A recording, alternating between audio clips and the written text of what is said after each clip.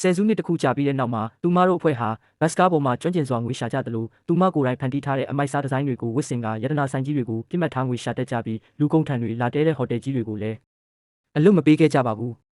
သူမရဲ့မွေးနေ့ရက်မှာ Horace နဲ့ Jasper ကလန်ဒန်မြို့ရဲ့ကြီးကျယ်ခမ်းနားဆုံးဖက်ရှင်ဆိုင်တစ်ခုကအလုတ်ခန့်အပ်စာကိုလက်ဆောင်ပေးခဲ့လို့အံ့ဩဝမ်းသာနေပါတယ်အလုပ်ရတဲ့အကြောင်းရင်းကတော့သူတို့နှစ်ယောက်ကအချက်လက်တွေကိုဖြည့်ညက်ကပ်လုပ်ပြီးသူမအလုပ်ရဖို့အတွက်စူးစမ်းပေးခဲ့ကြတာဖြစ်ပါတယ်ကောင်မလေးကကြီးကျယ်ခမ်းနားတဲ့ဖက်ရှင်ဆိုင်ကြီးမှာအလုပ်ရခဲ့ပေမဲ့ဆိုင်တာဝန်ခံကသူမကိုကြမ်းတိုက်ပစ္စည်းတွေနဲ့အိမ်သာတန်ရှင်းရေးကိုသာလုပ်ခိုင်းခဲ့ပြီးတခါလေသူမလက်ကိုတောင်တက်နှင်းသွားတတ်ပါတယ်လူတွေအားလုံးပြန်သွားတဲ့ချိန်ထိနေ့ရက်တိုင်းတန်ရှင်းရေးလုပ်နေရတဲ့ကောင်မလေးကတီးမခံနိုင်တော့ဘဲဆိုင်မှာရှိတဲ့ဝိုင်ကိုယူတောက်လိုက်ပြီးဆိုင်ရှိခန်းမှာအလှပြထားတဲ့အယုတ်ဝတ်စုံကပုံတုံးနေတာကြောင့်လက်စွမ်းပြလိုက်ပါတယ်မနက်ပိုင်းနိုးလာတော့လူတွေဝိုင်းကြည့်နေကြပြီးတာဝန်ခံကသူမကိုအပြစ်ပေးဖို့ဆွဲထုတ်သွားပါတယ်အဲ့ဒီချိန်နေစားကတော့ရောက်လာပြီးမှန်ကန်တဲ့ကဒီဇိုင်းကိုတွေ့သွားကဘယ်သူလောက်တာလဲဆိုပြီးမေးလိုက်ပါတယ်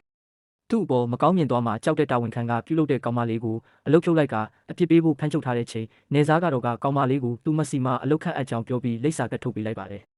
ကောင်မလေးကလိပ်စာကတ်ကိုကြည့်ပြီးသူမဖြစ်ချင်တဲ့ဒီဇိုင်နာလောက်ရတော့မှမို့လို့ကျေနပ်ပြီးဝမ်းသာနေပါတယ်